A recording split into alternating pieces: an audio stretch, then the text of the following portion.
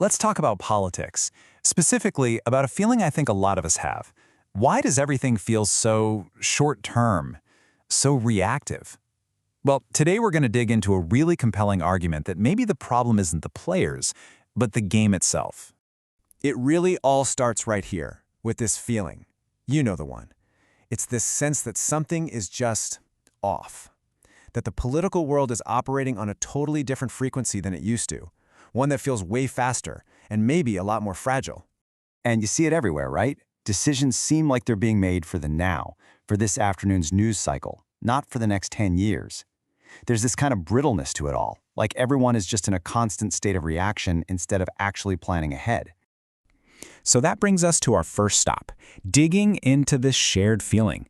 Is this just, a collective mood we're all in? Or is there something real, something concrete happening right underneath the surface? When we try to describe it, it usually sounds something like this. We see rushed decisions and plans that feel like they could be changed tomorrow. And honestly, it's pretty easy to jump to the conclusion that it's just a failure of character, right? That our leaders lack patience.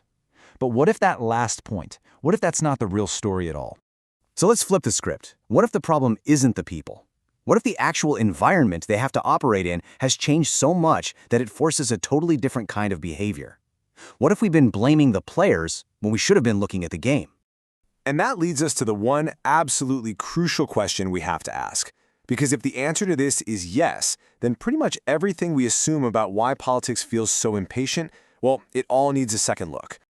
So, how do we even begin to answer that? Well, we have to get past just the feelings and start looking for hard evidence.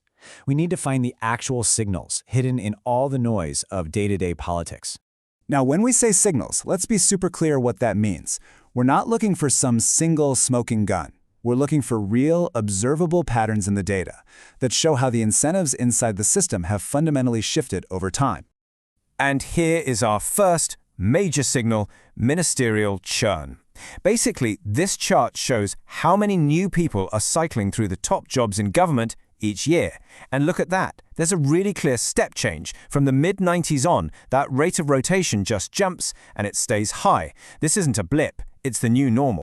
And here's the other side of that same coin. I mean, it's just logic, right?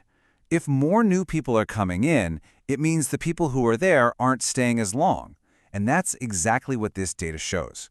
The typical amount of time a senior minister stays in any one job has dropped a lot.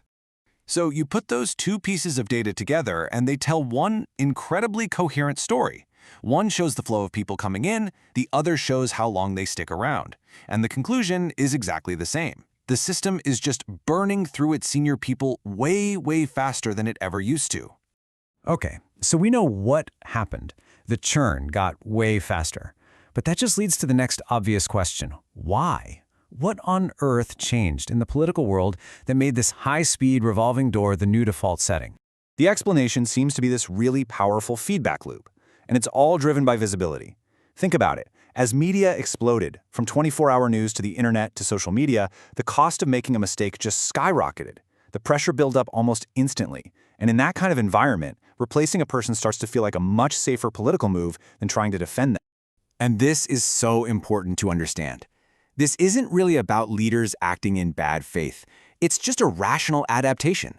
When the environment you're in changes to reward quick, decisive action and punish any kind of controversy, well, the system itself learns to prioritize speed over everything else.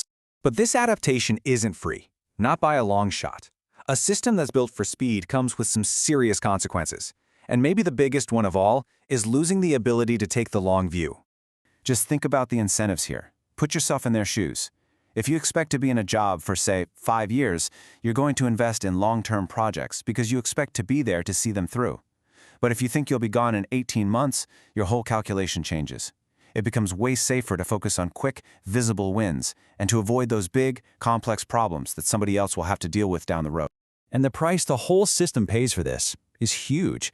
I mean, how do you even hold someone accountable when they're always changing jobs?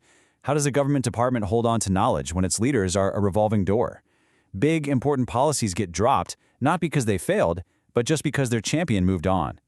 Continuity, which is so vital for good government, basically becomes an orphan. So, after looking at the feeling, the data, and the consequences, we're left with one really big question. what does all of this actually mean for the future of our politics? I think the key takeaway is this. What we're seeing is not some temporary bug or short-term crisis. It's a feature. The political system has quietly rewired itself to survive in this new, high-pressure, high-visibility world. This is the new operating manual.